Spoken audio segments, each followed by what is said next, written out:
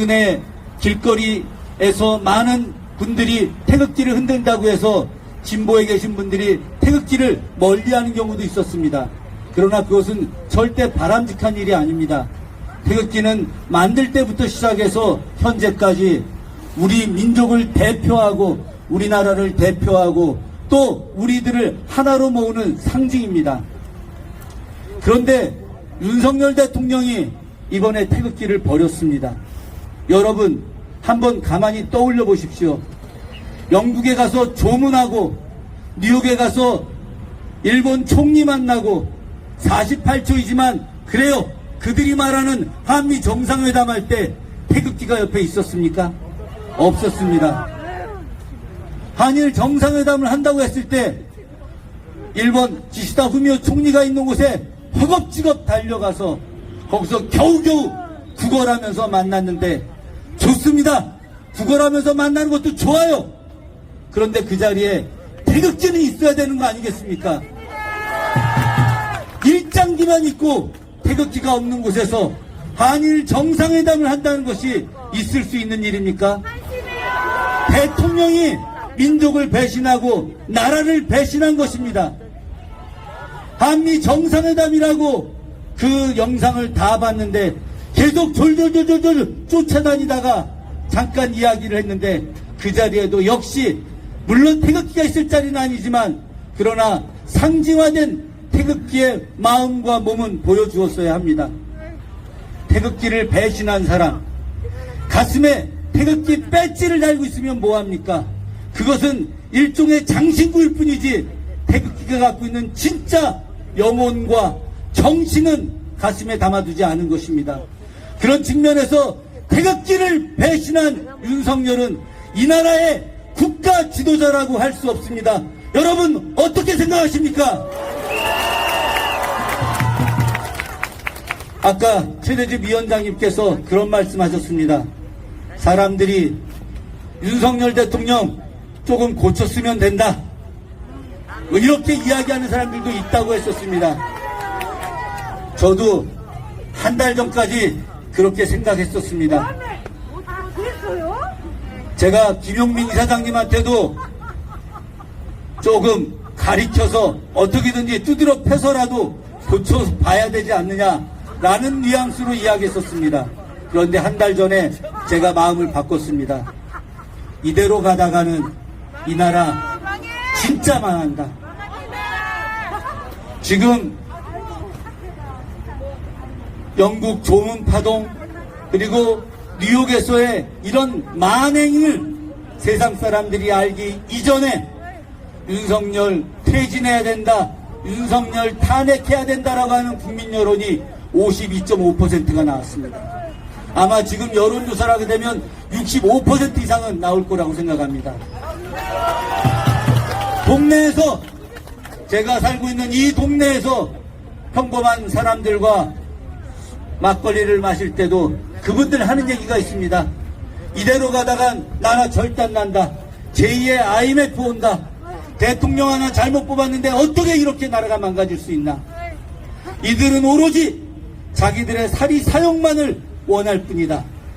이들이 진짜 나라를 생각하는 사람들이 아니라 내가 2번 찍어서 이제 손목 자르고 싶다. 이렇게 이야기합니다. 이 사람들이 드디어 평범하게 살고 그래 이 정도면 그래도 해주겠지.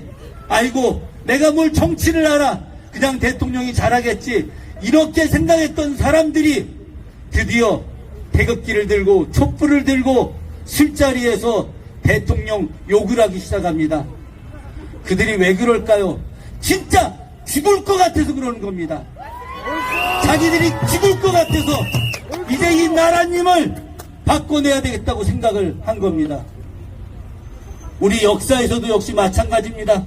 연산군 그 포악한 군주 결국은 백성들이 참다 못했기 때문에 저 임금 갈아야 된다 이야기해서 결국은 갈리게 된 것입니다.